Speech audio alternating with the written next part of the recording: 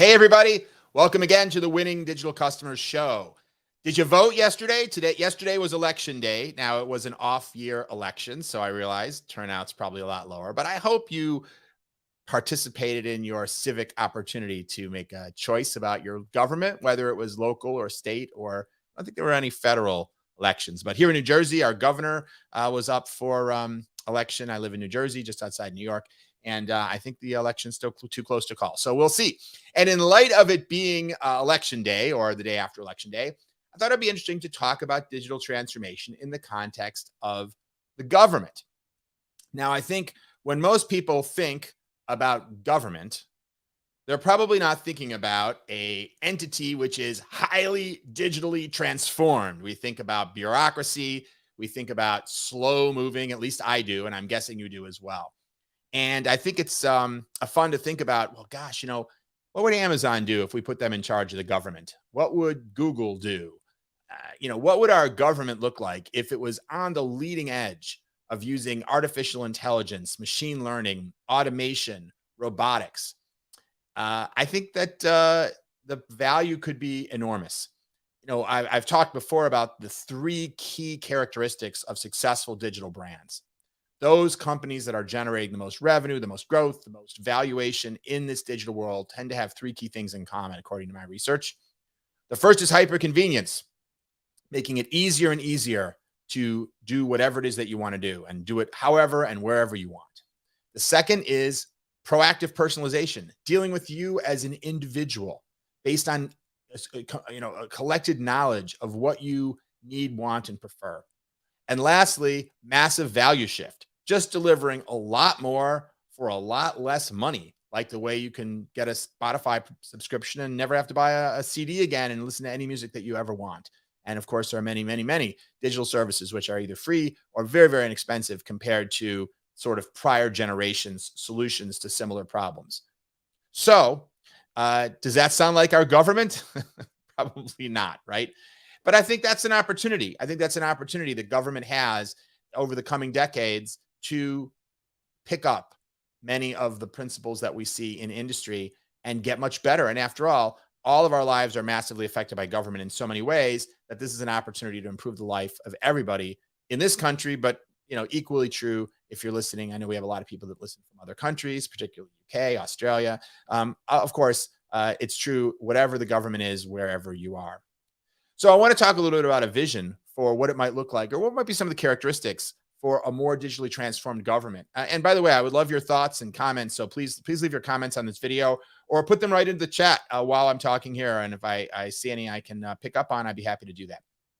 So first of all, before we get into the vision, I do want to be fair and at least mention that the government has not done nothing in terms of digital transformation. And there are some areas of government that leverage digital technology quite a bit. Tax filing, for example, in the 1980s, the IRS began to use computers to process returns. And in the 1990s, they started allowing people to file returns electronically. And today, 90% of all tax returns are filed electronically in the United States. So that's a pretty substantial number. The most complex returns cannot be filed electronically. So certainly not at 100%. And it's not just because people aren't adopting it. It's the IRS won't accept all returns electronically. But nevertheless, there's an example where they've made great progress. Medicare and Medicaid, certainly a long way to go, but certainly there are many digital tools. And just as an example, people who are on Medicaid, and about 20% of the people in the United States are on Medicaid. 48%, according to a study by Deloitte, of people who are on Medicaid are using apps to refill their prescriptions. So Medicaid has made it easier to refill your prescription using an app. And we have, hovering near 50% adoption of something like that by Medicaid recipients. And that, by the way, is a good indication because a lot of Medicaid recipients are lower income. That's one of the primary ways that you become entitled to this low-cost health care for people who are, financially disadvantaged. And so these are people who, despite being financially disadvantaged, 50% of them anyway, obviously have the devices and connectivity necessary to be able to refill their prescriptions electronically. Toll collection. I think we're all spending a lot less time waiting for a toll booth because of all of the automated ways Easy Pass is the name of it here where I live in the East Coast, but it's got different names in different parts of the US. And of course, this is true in other parts of the world as well. This has been around a long time. I remember the first time I was in Toronto, which Canada was ahead of the US, and drove through one of these big structures that doesn't even require you to slow down and stop, but simply keep driving full speed on the highway, and it just charges your account, the toll, based on your having a RFID device on your dashboard or connected to your license plate. The first time I did that was probably more than 20 years ago. So these have been around for a while. I don't think they've been 20 years in the US, but they're slowly getting more and more common here in the US as well. So obviously, this is not necessarily the federal government. And by the way, I'm going to be sort of liberally combining things in today's talk that might be federal government areas, state government areas, city government areas. To me, it's all government. Another area is the government gathers quite a lot of data about energy usage, traffic patterns, things like that. And they use it at least for some useful purposes. So the government is constantly gathering data digitally to improve something. I don't know, improve stuff. So I think there's a long way to go. And we're going to talk more about that in a moment, but just want to give some acknowledgement that there's all kinds of ways in which the government gathers data. And that includes traffic enforcement. This is perhaps one of those digital transformations which the government would not do. But if you run a red light in many, many towns and cities, there are cameras and lights, and that will take a picture of your license plate and will optically character recognize your license plate and look you up in a database automatically and write you a ticket and send it to you in the mail with a picture of you in your car blowing off that red light. So I realize, of course, many of us would prefer the government was not getting more and more effective at traffic enforcement, but nevertheless, another example where we have seen a fair amount of adoption of digital capabilities. In this case, it's pretty sophisticated, right? It's image recognition, et cetera. And of course, I think we all know from television, which of course, everything we see on television is accurate, right? That our Defense Department and other Homeland Security parts of our country are using a lot of digital technology for doing everything from monitoring the internet for terrorist chatter, as they say, to the technologies that we use for detecting inbound threats and other things. And obviously, there are many, many technologies used by the military. And in fact, I did a whole other live cast, I think it was on Veterans Day, maybe, about how we owe a lot of today's digital technology to the US military, because investments by the US military to develop things like the microprocessor, like the modern day computer, like the laser, which is used for example, reading CDs and DVDs and things like that, like virtual reality and like the internet, all massively funded in their creation from military based on military projects. And then of course, they went way beyond that. So even while we talk about the fact that our government is not as digitally transformed as we would like it to be, recognize that the pockets of our government that actually use digital technology quite well, in some cases, it's gone the other way, and they've been the inspiration or they've been the source of the innovation, which has then been adopted in the private sector. And there are more. I'll go through a few more. Courts, there's a digital system, kind of like the way you can file your taxes electronically for people who are filing lawsuits. There's a system called PACER. And another one called CMECF, which allows legal filings to be done in an electronic, more effective way. And of course, during COVID, we saw more and more court cases being done by Zoom, and increasingly there's this opportunity to bring in people who are defendants or witnesses or whatnot in court cases via remote video teleconferencing, another application of digital. So, to be fair, we want to acknowledge that the government is not at the starting line, or the governments, if we combine together the state, federal, and local governments. But clearly, we all experience interactions with the government all the time, which do not feel like modern digital experiences. I would not confuse getting my driver's license renewed with something that I would be likely to experience with Amazon or Google or Facebook or Uber or Airbnb or anyone like that. So the government has a long way to go. And just as one example, there was a study by the US Chamber of Commerce that looked at the use of paper in US in government operations. And just across federal agencies, there are 23,000 different unique paper forms. This doesn't mean 23,000 like I filled out the form and you filled out the form. 23,000 different forms. And the government processes 113 billion paper forms every single year at a cost of nearly $40 billion. That's just astonishing. That's from a US Chamber of Commerce study. So just that one data point tells you that the US government is far from completed in its digital transformation. And to be fair, who is, right? Which companies are done? It's a never-ending process. But there's no question that some industries, financial services, retail, travel, are much farther along. Other industries are farther behind, like let's say manufacturing, and government is probably one of the absolute laggards in the adoption of digital technology. Although, as I said, even as a laggard, they've done a fair amount, but much more to do. So what might it look like? What are some of the things that I'm looking forward to? And again, I would love your thoughts and comments about what you think the government, imagine if Amazon took over the government, what might that look like? What would you be looking forward to? I'd love your thoughts on that. But let me share a few of mine. What would it look like if our government were digitally transformed?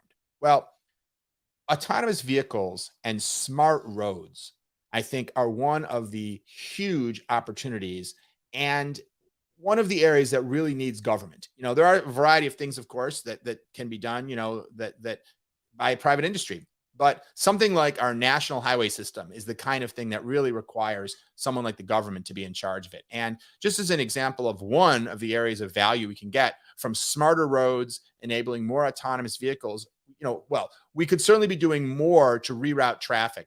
Sensors that, kind of like many people have Waze, for example, that tries to let you know what the traffic is and how to reroute. But if the governments that run the highways and run the roads and are in charge of the traffic lights, for example, and the digital signs that are out there could actually be constantly detecting using artificial intelligence, the traffic patterns and rerouting people to allow more cars to travel more rapidly, we'd probably save a lot of fuel, which would be good for the environment. And we'd save a lot of time, which is good for everybody.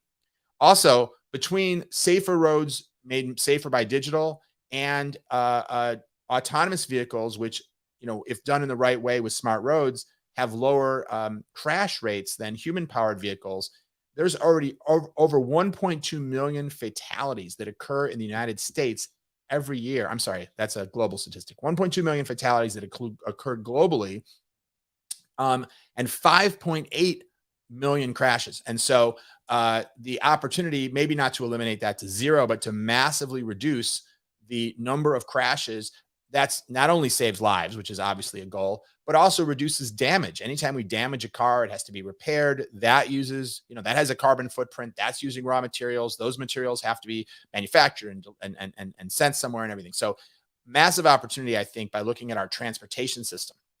Let's move on. Let's talk about healthcare. So, things have improved in healthcare in terms of use of digital, but I have to say, I still go to most doctors' offices and find that I'm filling out a paper form when I arrive at the office. Now, that's not necessarily about the government. In fact, the government, as part of the Obamacare Act back in 2009, the government created financial incentives and penalties for doctors and hospitals to adopt some sort of electronic medical records. Back in 2008, only 9% of hospitals and 17% of physicians were utilizing an electronic health record. In other words, they were keeping all of your information. Those folders you see in the doctor's office, and they usually have those like colored bands along the side so they can figure out and find your folder. That was still how most records were being kept. And while many doctors still keep some form of paper file folders, 96% of hospitals and 78% of physicians' offices are now using electronic records to store your primary records of your doctor's visits and such. So that's huge movement over the last years. Now, again, that was triggered by, in part, the government's legislation. That's not the government. That's hospitals and individual private doctors' offices. But what's the opportunity of that? As more of our healthcare information is digital, organizations like the CDC can be leveraging that information for different types of scientific research. Now, of course, there's always concern about privacy when the idea is to pool medical information, but overcoming people's kind of emotional fears, it absolutely ought to be possible using the right secure technology to anonymize people's medical information and pull together electronic records across millions and millions of people to figure out what are the correlations, people with what genetic blueprint are more likely to have a particular disease, what type of medication interactions, which types of treatments work more effectively for which types of diseases and conditions in which types of people, at what age, men versus women, different kinds of ethnicities, which means different DNA, et cetera. So the opportunity to start leveraging all that health data to make our entire population more healthy, I think, is very substantial. And I hope that we'll be able to overcome some of the fear around privacy and solve those problems so that people can be comfortable and be able to make use of all that data for the benefit of our whole country, or the whole world, actually. Voting. So obviously voting is another topic which can be quite controversial. According to a study by Stanford, only 30% of votes today are cast in electronic voting systems. The rest are fundamentally some kind of a paper system or some other kind of mechanical system. Now, of course, even the mechanical systems that maybe you punch a piece of paper, that's how it is near me. They may be then read by some sort of digital technology, right? Like a scanner that reads the paper.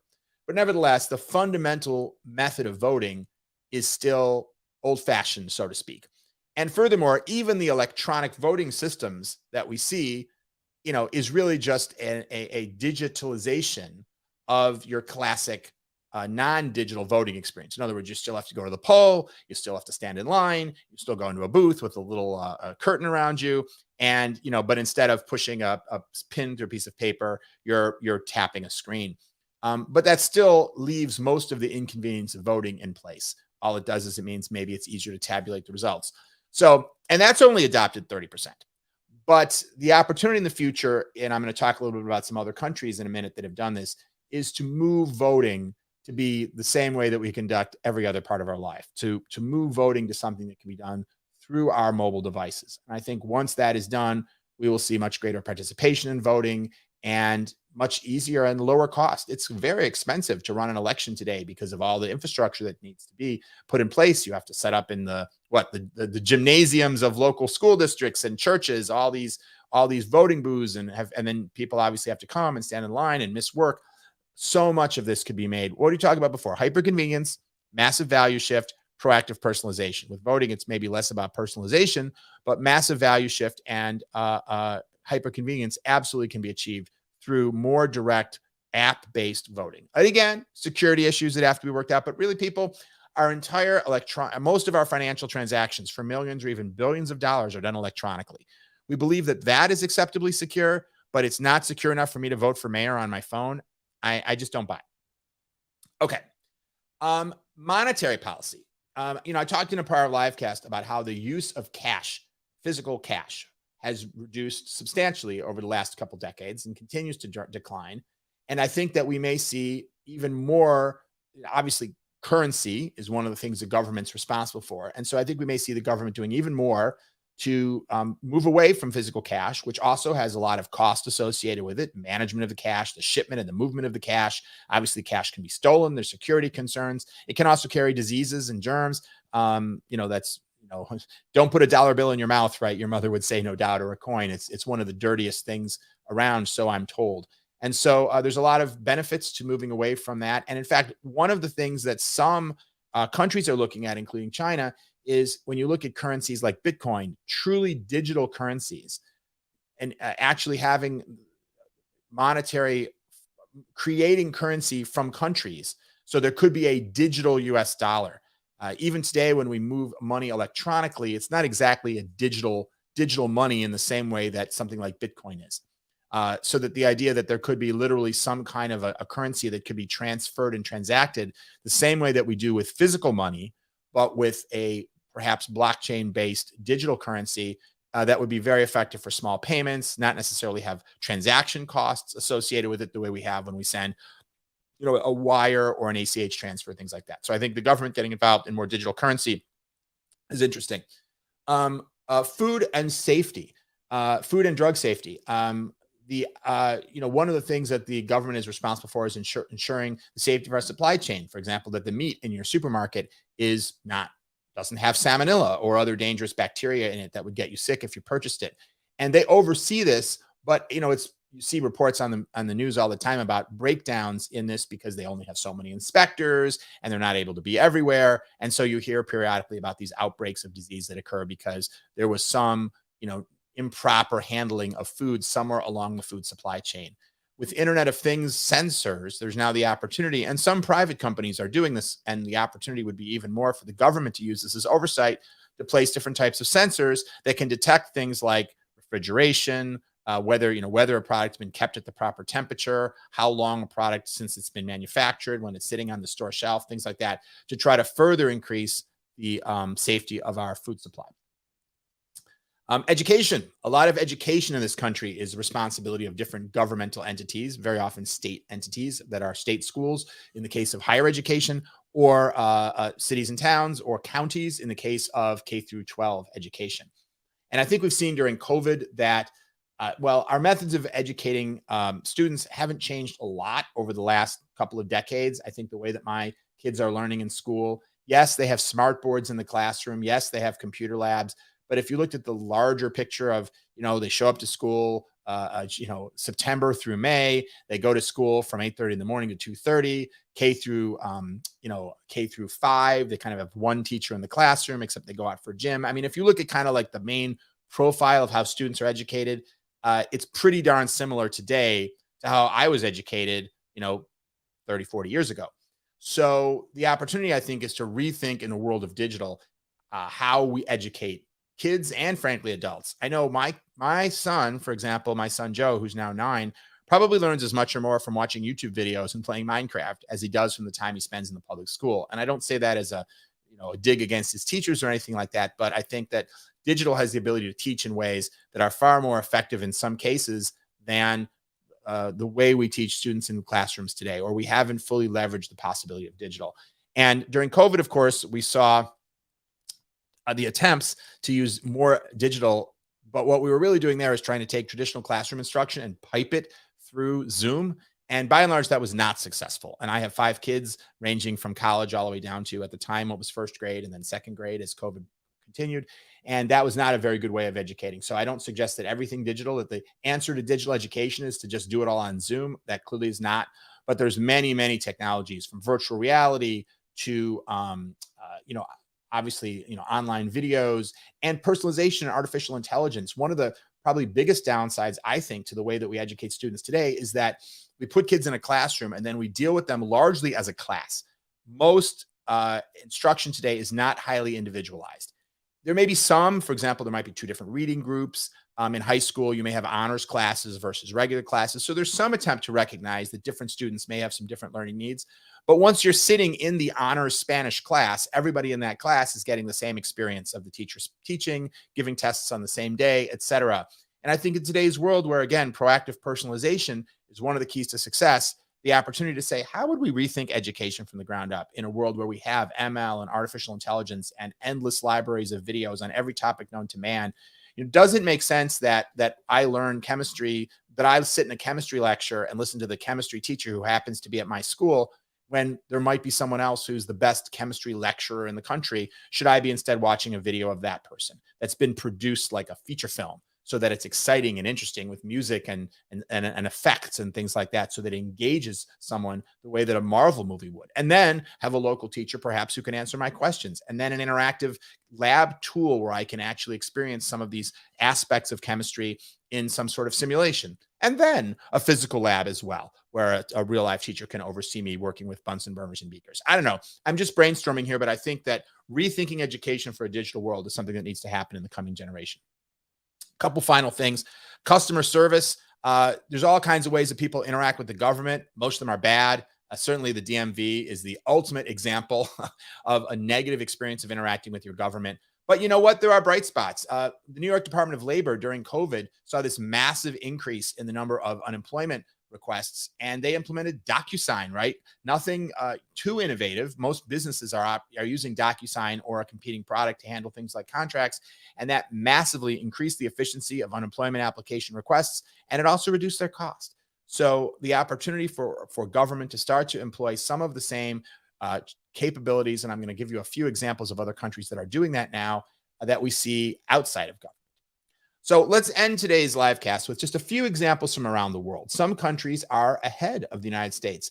Ironically, in some cases, using technologies that, as I mentioned earlier, were initially seeded by the US military and funding things like the creation of the internet and the microprocessor, which then may have been really further developed by a lot of the technology innovation that happens in the private sector of the United States, in Silicon Valley and elsewhere. And yet, there are many other countries that have gone much farther in actually applying those technologies to their governments than we have here in the US. Let's just look at a few examples. Denmark is often looked at as one of the countries that's leading in e-government, as it's called in the government biz. Every Danish citizen has a secure digital key called an MID or an Easy ID, which they can use to access all the digital platforms. And it actually works not only for the public sector, but it's almost like a digital driver's license. It's used by the private sector as well. It is a way of absolutely identifying an individual citizen. They have very high internet population in Denmark, almost 100%. And even people who are lower socioeconomic status, people who don't have a lot of education, are using digital public services. One study by Digital Leaders said that 60% of the lower educated people in Denmark are still using digital platforms to interact with the government.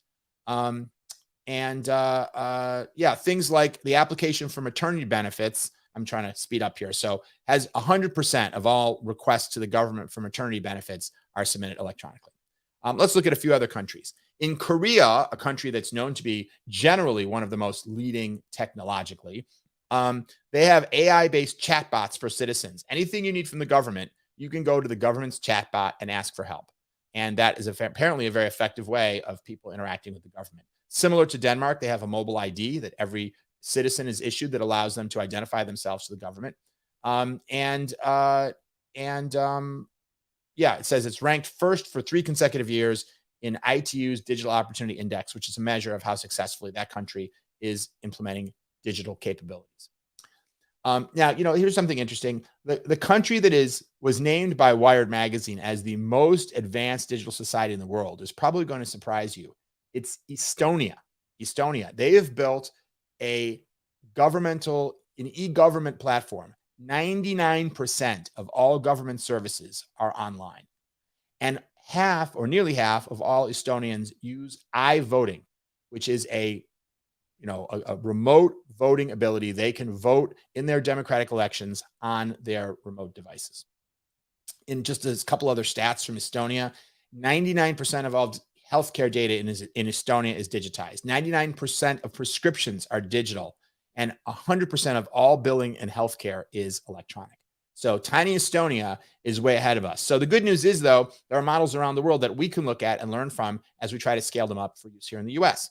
And we'll just touch one more before we go. The United Kingdom, obviously a much larger country than Estonia. They are focusing on they have a standard now. All public-facing services are meant to be digital by default, according to one analysis by McKinsey. And they've seen massive savings from digitizing more capabilities, as well as substantial increase in the satisfaction of taxpayers, meaning not just for tax purposes, but satisfaction of their citizens in interacting with the government, since they have implemented more digital first capabilities in government. So there you have it. We don't need to make it up. There are many places around the world where we can look to see how they are using digital transformation to make the experience of government even better. And we have, although we've made progress here in the US, more work to do and much potential if we continue to push on making the government experiences at all levels in this country more digitally transformed. I think we can expect government to be more financially efficient, more convenient for citizens, easier to access, and therefore more people will take advantage of more government services. And by being more personalized, actually be given higher quality services, such as what we talked about in education. So hopefully you found that interesting. It's an interesting topic, and nice to talk about it on election day as we think about our government and having our voice and our vote in our government. Maybe this whole idea of digital transformation will start to become an issue in elections. I rarely hear it talked about, except in the most vague terms of improving government efficiency. And perhaps as people become more and more digitally centric in their lives and the way they operate in other areas of their lives, non-governmental areas of their life, they'll be more demanding of government, and it'll be something we see maybe more in the next election.